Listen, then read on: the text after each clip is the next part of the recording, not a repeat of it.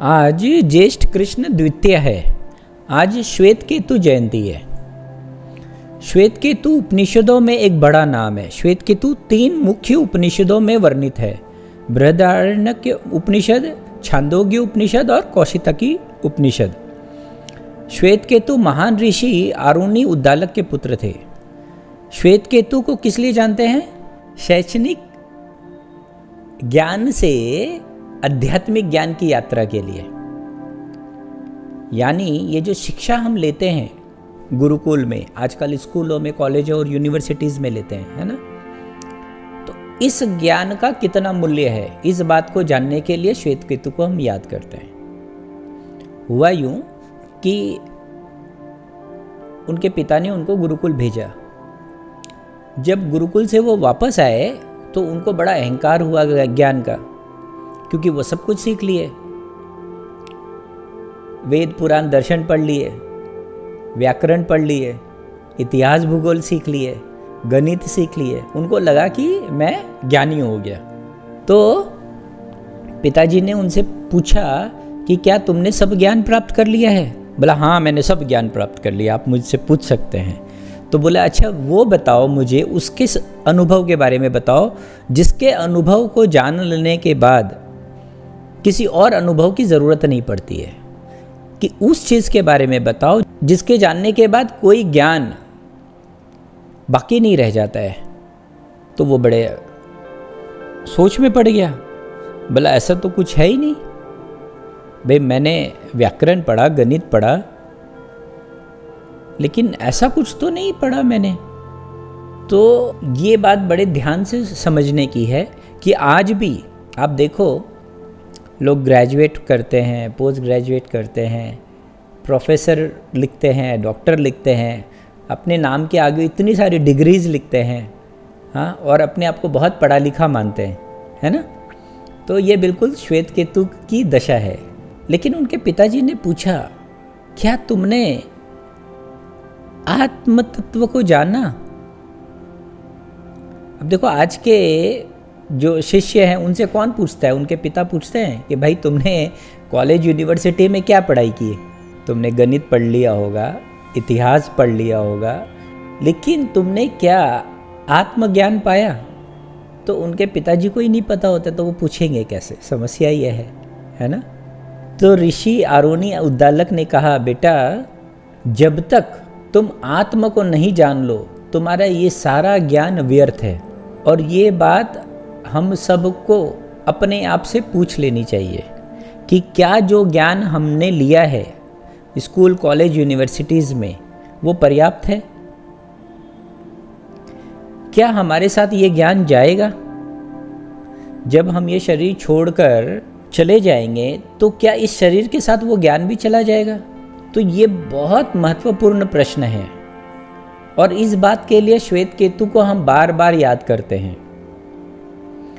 तो वो बिल्कुल निशब्द हो गया और अपने पिताजी के पांव पर गिर गया कि नहीं, मैंने ऐसा कुछ भी नहीं जाना है।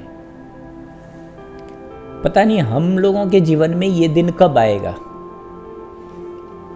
कि जब हमें ये पता चलेगा कि जो ज्ञान हमने लिया है स्कूल, कॉलेज, यूनिवर्सिटीज से, जो डिप्लोमा और डिग्रीज हमने ली है, उसका कोई बहुत मूल्य नहीं है।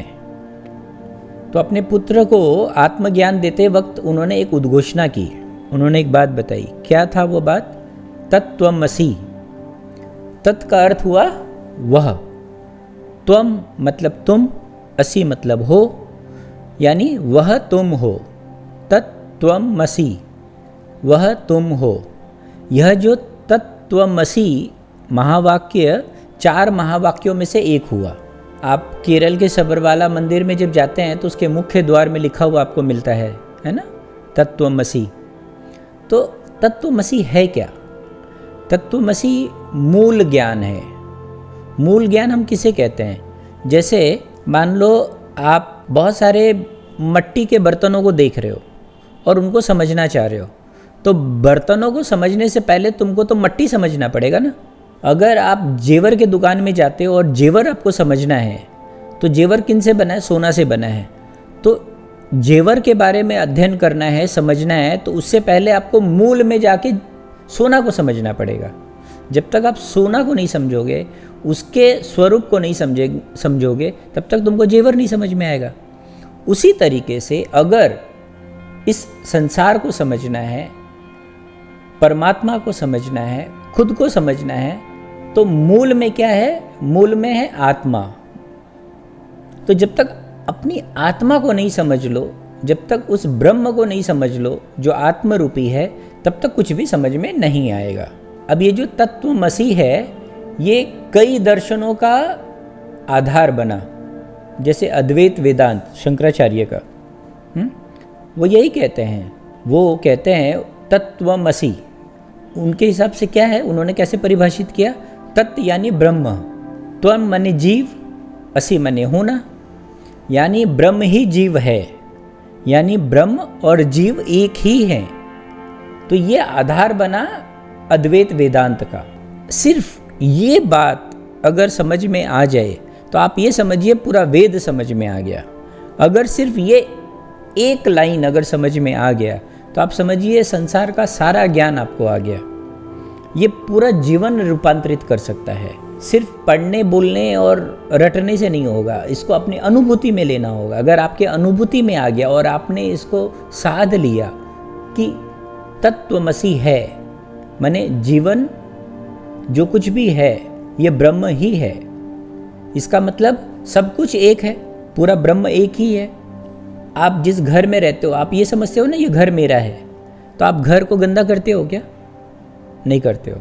हाँ, अगर मान लो आपको थूकना है तो आप नहीं थूकोगे ना। हाँ, अगर आप रास्ते में चल रहे हो तो आप थूक देते हो। हाँ, रास्ते में आप थूकने से परहेज करते हो क्या? नहीं। क्यों? क्योंकि आप नहीं मानते हो कि ये रास्ता मेरा है। आप अपने घर में तो नहीं थूकते। क्यों? क्योंकि उस घर को आप मानते हो कि ये घर मेरा है, यानी हम इस घर के एक हिस्से हैं एक तरीके से।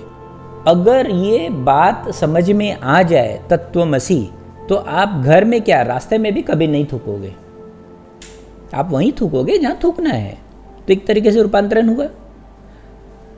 अगर आपको ये समझ में आ जाए कि हम जितने लोग हैं हम सब उसी एक ब्रह्म के ही स्वरूप हैं, तो आप किसी का अहित कैसे करोगे? आप कर सकते हो क्या? ये तो हम तब अहित करते हैं जब ये समझते हैं कि मैं हूँ, वो है ना। तो जब ये समझ में आती है बात कि मैं तुम नहीं हो, तो तुम्हारा तो नुकसान कर ही सकते हैं हम।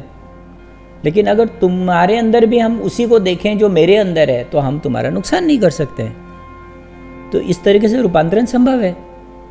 तो ये सिर्फ एक महावाक्य नहीं है, यह एक रूपांतरण की बहुत बड़ी कुंजी है।